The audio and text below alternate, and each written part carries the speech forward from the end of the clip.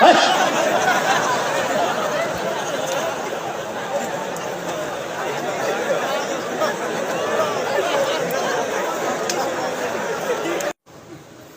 কি আসলে এই গজল?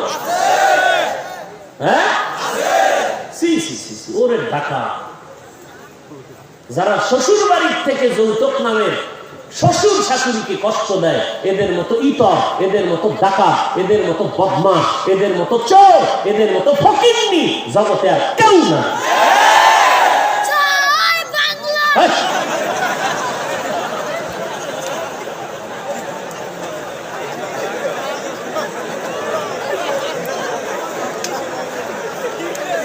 আল্লাহ, পাগল কইতো নাই।